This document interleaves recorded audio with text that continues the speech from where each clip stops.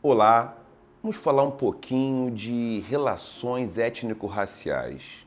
Então, antes de mais nada, curte aqui, dá um like e manda para as pessoas que se interessam por esse tema.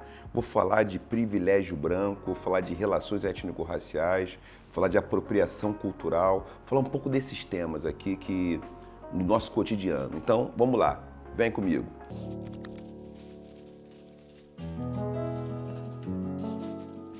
Quando nós falamos de privilégio branco, eu quero recorrer aqui a conceito, quero recorrer aqui aos textos, né, a investigações intelectuais. Frantz Fanon, no livro Pele Negra, Máscaras Brancas, ele vai falar sobre a psicopatologia do branco. Ele vai falar como o colonialismo está articulado com o racismo de tal maneira que a população branca, as pessoas brancas, nos contextos coloniais, elas sentem necessidade de domínio e controle.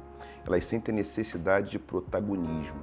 Então, Fanon também, em diálogo com Freud, em diálogo com Hegel, com outros autores, ele vai também ali apontar o narcisismo da branquitude, vai apontar ali como a branquitude está demarcada, está constituída por uma inflação egóica, por um ego que se entende muito maior do que cabe na sua própria humanidade. Fanon um dos primeiros a apontar e sistematizar de modo muito cuidadoso como o racismo interfere na vida da população negra, dos povos colonizados, né, vai apontar como é que isso se dá em contextos dos povos indígenas, povos locais, os povos que sofrem a violência, porque é próprio do projeto colonial a utilização de uma linguagem, a linguagem da violência, o enxovalho, a ofensa contínua, a linguagem de diminuição. Fanon faz uma boa apresentação disso. Dito isso, a gente pode falar de alguns tipos de apropriações, né? Apropriações da cultura negra.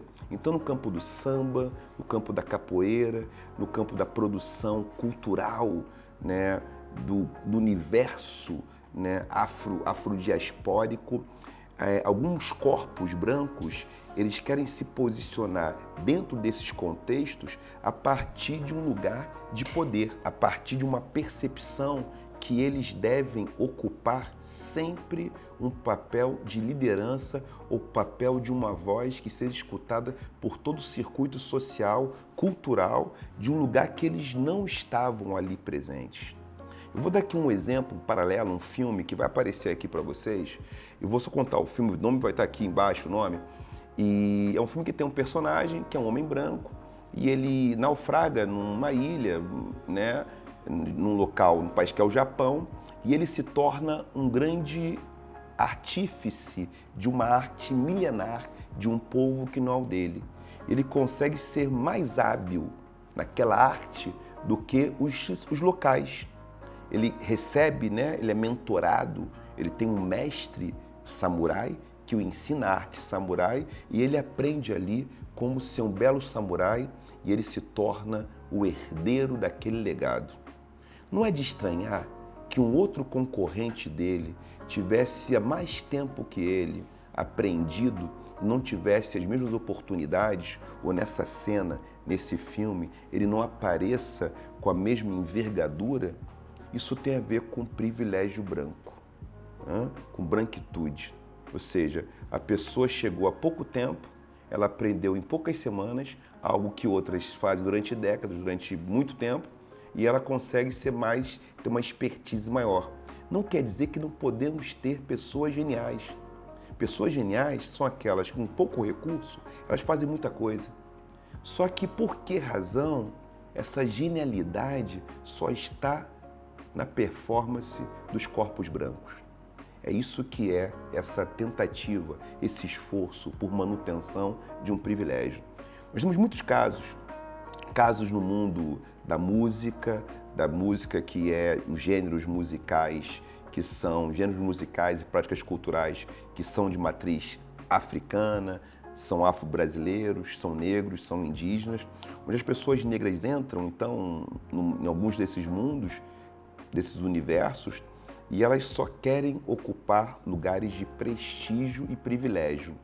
E muitas vezes, tantas vezes, temos muitos casos acontecendo, não são poucos os casos, elas cometem racismo explicitamente e depois que elas cometem racismo, que elas cometem injúria racial, práticas racistas, elas vão para fazer, elas vão o quê? Elas pedem desculpa, pedem perdão, é legítimo pedir desculpa, é legítimo saber que errou, isso é humano. Agora, é muito estranho que as pessoas não tenham disponibilidade frequentando universos culturais negros, universos culturais não brancos, diante da sua branquitude, o seu privilégio, não peçam para entrar devagarinho, não peçam cuidado, não tenham respeito. Não são todas as pessoas brancas que fazem isso, mas é importante dizer que aquelas que fazem, elas têm realmente reforçado um comportamento nocivo, um comportamento de maus modos, um comportamento que não se deve ter. E depois elas vão, sem ter tido disponibilidade de pedir, de aprender letramento, elas querem exigir que a vítima resolva o seu problema. A pessoa que é agressora racial, ela deve se comportar dessa forma. Ela deve reconhecer a sua agressão étnico-racial e deve, depois disso, sim, fazer um letramento étnico-racial, pagar as multas que forem de acordo com a lei, como a lei manda. E elas devem, depois disso, trabalhar em prol da equidade étnico-racial. Todos os humanos erram. Errar faz parte da vida. Mas é muito importante que o erro sirva para que a gente aprenda. E a nossa espécie tem uma peculiaridade. Nós podemos aprender com os erros dos outros. Os erros alheios nos ensinam. Então, além do nosso próprio erro, tem o erro alheio. É nessa hora que as pessoas brancas aliadas, antirracistas, precisam sim confrontar as pessoas que cometem agressões racistas e que querem se manter no privilégio da branquitude.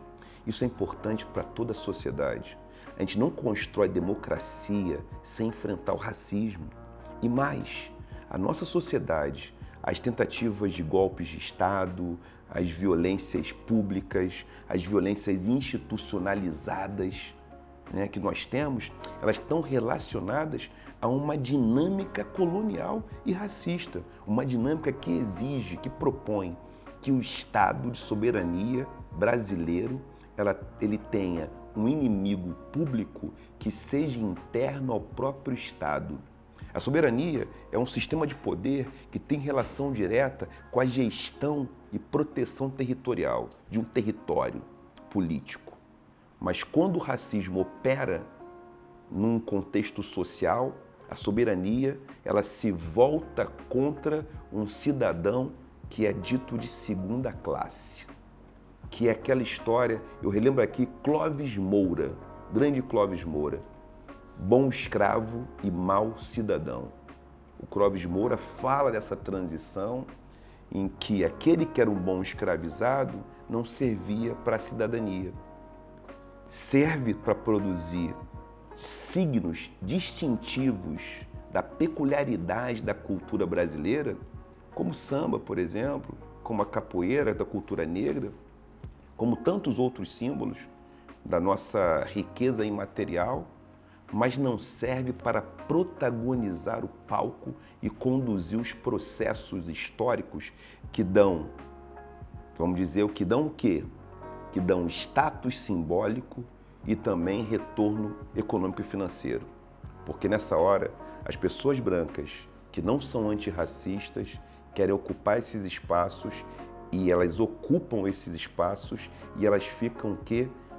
Cometendo racismo contra as pessoas negras que já estavam naquele território. É importante que a gente combata isso. E eu convido você, pessoas brancas antirracistas, para entrar nessa luta, para você realmente continuar confrontando outras pessoas brancas que não têm o mesmo letramento racial que você. Mas você que acredita que a democracia só é possível enfrentando o racismo, por favor, confronte essas pessoas, contribua com isso, porque isso é melhor para toda a sociedade brasileira. Vamos combater o racismo, eu conto com vocês. Dá um like, e até o próximo vídeo.